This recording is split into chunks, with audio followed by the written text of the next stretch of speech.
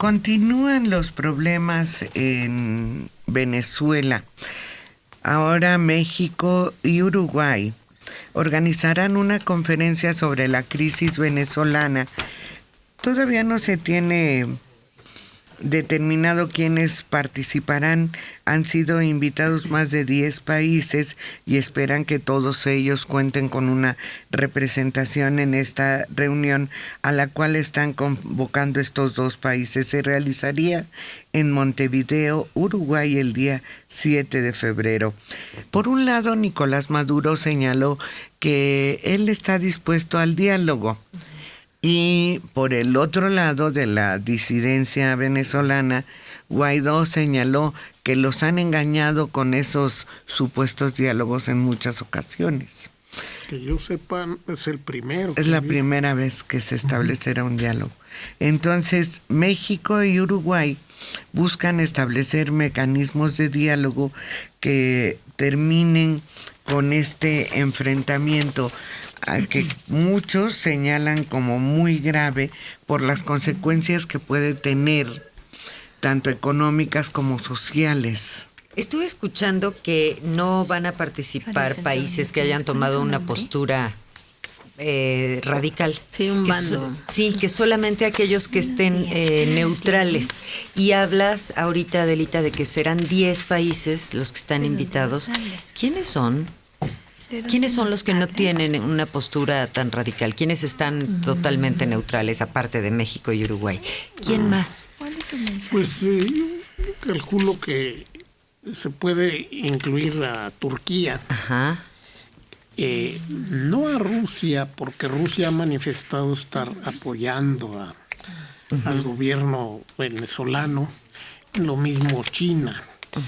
Pero no dudo que haya multitud de países, porque en la ONU la división estuvo muy notable en la votación. Hubo bastante países que votaron en contra de la decisión de condenar a Venezuela. Entre estos países puede estar un suficiente quórum para esta junta. Pues con que México se lleve la doctrina Estrada y la historia de México, nada más. Son los dos documentos que necesita. Doctrina Estrada, dejar al pueblo, en este caso de Venezuela, que decida, al pueblo, no que no sea un furor inducido, menos una pobreza inducida también. La doctrina Estrada, que dice que ellos arreglen sus asuntos, a nosotros solo nos corresponde reconocer o no al gobierno que tenga este país. Y la historia de México, sí es exactamente lo mismo, nada más. Allá en Texas, 1833, 32, 33, no se puede decir en qué momento, fueron desde Washington, empezaron a infiltrar esta clase de individuos que movieron al pueblo de Texas y de pronto dijeron: nos queremos retirar de México. Ahora, México sí hizo mucho en contra porque no les hacía caso desde el centro. Vino aquí Houston y dijo: pero ¿por qué no nos hacen caso? Somos mexicanos. No les hicieron caso. Todavía allí tenían algo de razón. De ahí en adelante, desde la secesión, de ahí en adelante, pues Estados Unidos hizo todo, pero lo malo, bien dijo el clásico, la historia cansada de crear se repite. Se está repitiendo la historia y nosotros creyendo que es la primera vez que sucede esto. El encargado de la seguridad de Estados Unidos dijo algo terrible. Hay de aquellos que se pongan en contra de Juan Guaidó. No saben lo que les espera con nosotros. Caramba, qué manera de lanzar esa clase de amenazas terribles que en ningún país, en ninguna época, vale más que la guerra. Eso propicia y anuncia la guerra. Y aquí no hay manera de que haya guerra de ningún país contra Estados Unidos, ni siquiera Rusia. Claro, si se van al todo o nada, pues los dos tienen armas de destrucción masiva, pero no es el caso. Yo me asombro de ver que ni siquiera hay variantes entre Trump y, por lo que hablamos ayer, y Nixon. No hay variantes. Es lo mismo. Haz tronar la economía, la política, las finanzas, lo social. Y lo hicieron, no hay variantes. Ojalá que dé algún resultado benéfico esta proyectada reunión de México y Uruguay, pero se va a ir la presa, todo el petróleo de Venezuela se va a salvar porque haya diálogo, porque haya plática. Cuando Estados Unidos ha contemporizado con un acuerdo de países libres, habiendo recursos naturales de por medio.